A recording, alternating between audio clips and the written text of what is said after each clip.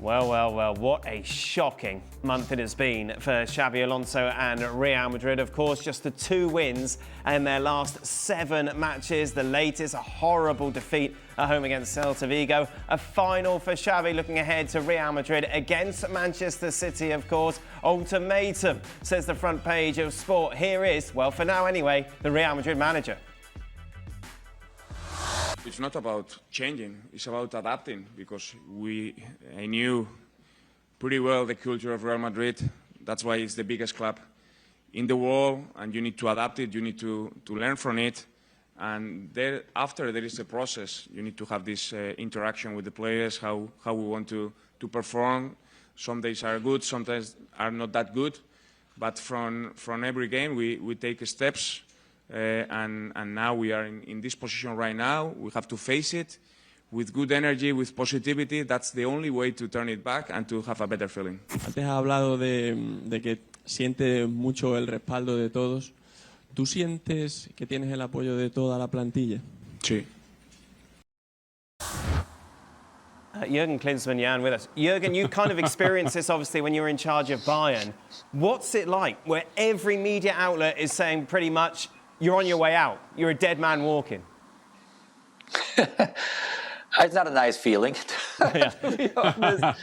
But the question is always, do you have the back of the club, of the leaders of the club? In this case, at Real Madrid, it's mostly the president, the owner.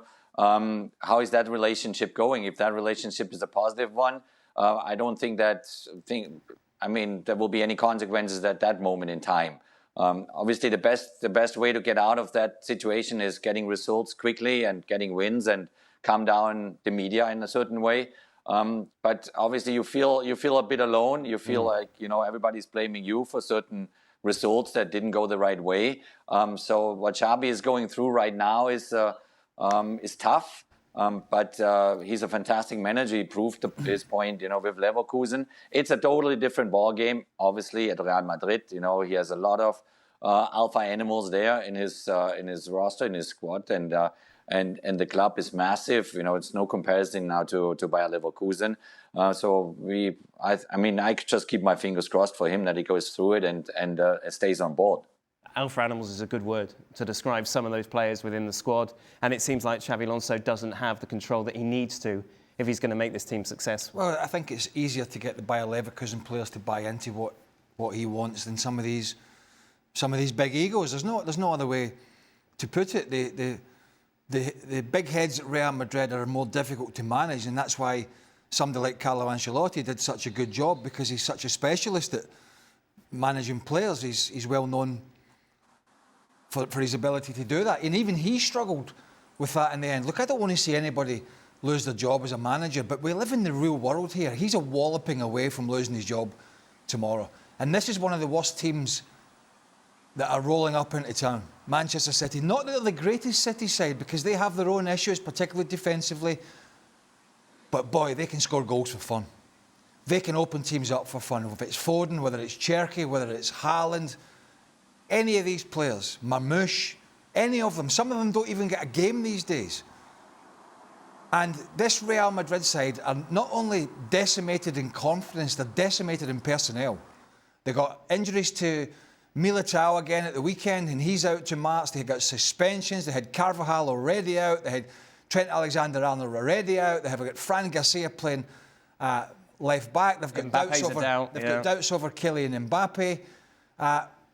And Florentino Perez is sitting upstairs, and if they get beaten tomorrow by, maybe if they get beat 1-0, I don't know, but if they get beat 3 or 4-0, and it could happen, because this Man City side are in better shape than Real Madrid, I would fear for the decision that Xabi Alonso is going to be taking when that phone rings. I don't think it's going to make a difference. I think they could win tomorrow and they'd still be gone before Christmas.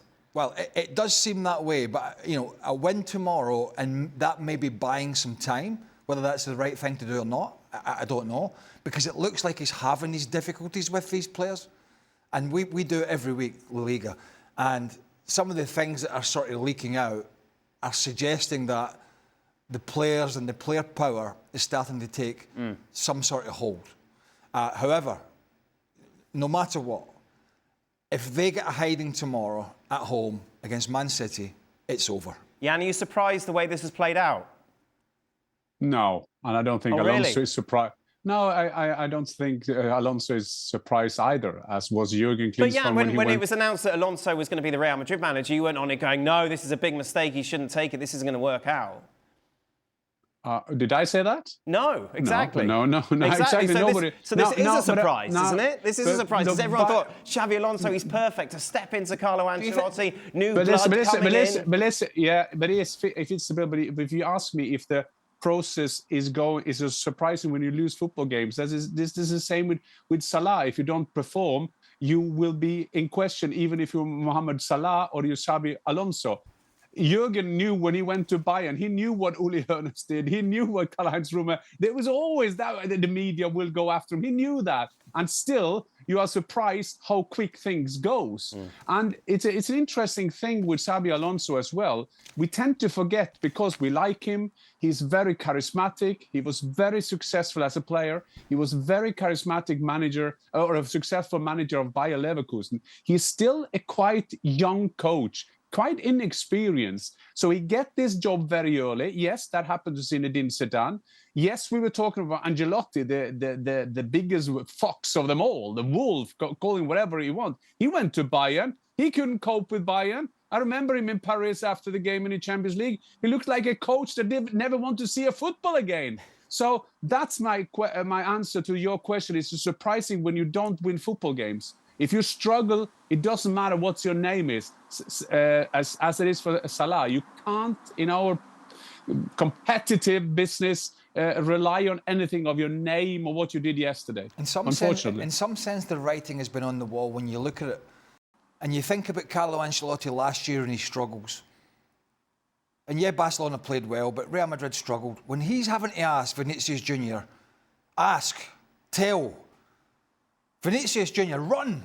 I need you to run. I need you to work hard or you're coming off. When he's having to do that and you have a young manager coming in that wants to play a higher pressing, higher intensity game, you're fighting against the wind from before you even get there, because you're asking players to do something that they don't want to do, that they think they are above. They want to play. Vinicius Jr. and Mbappe, particularly Vinicius Jr., he wants to play when it suits him.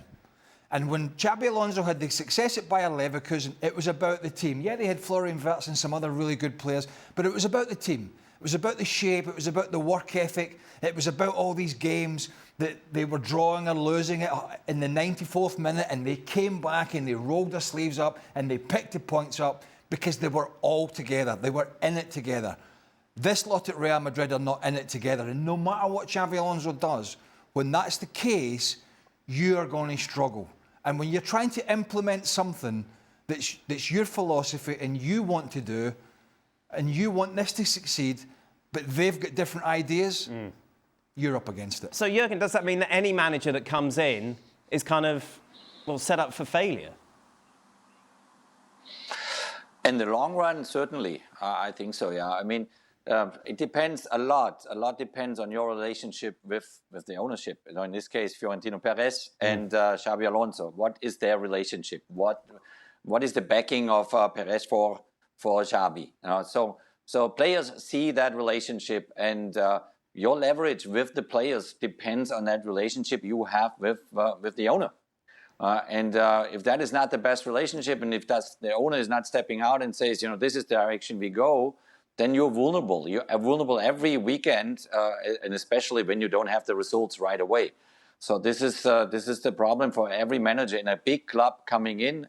The question is, what is your leverage with your team that you have? So obviously, Xabi's leverage at Bayer Leverkusen is far, far bigger than at a top five team, you know, if it's Real Madrid, Barcelona, or Manchester City, or other ones, you know. So then over the time of his coaching career, he will build more leverage, meaning more stamina and more credit with the ownership groups in the place that he coaches then. So because I think Pep Guardiola is a wonderful example of how he built himself incredible amount of leverage, because every player will do whatever Pep says, because he's now You know, I don't know how many titles he won in the last 20 years. So this is the tricky part is, okay, how big is the backing of the ownership? I mean, you know, crazy decisions. You know, and I'm sure Xabi Alonso didn't want this. And I'm not suggesting this is the deal breaker for a better team, but it just tells you the mindset. Jude Bellingham should have had the shoulder surgery at the end of the season so that he was super fit and ready to go pre-season and ready to start the season. That's what a manager wants. Not to play in a Club World Cup and then miss the start of the season, then be chasing your fitness when you have a new manager coming in. I'm not saying if Jude Bellingham was up to speed, Real Madrid would be winning, but it's this kind of mindset. This kind of mindset that's just wrong.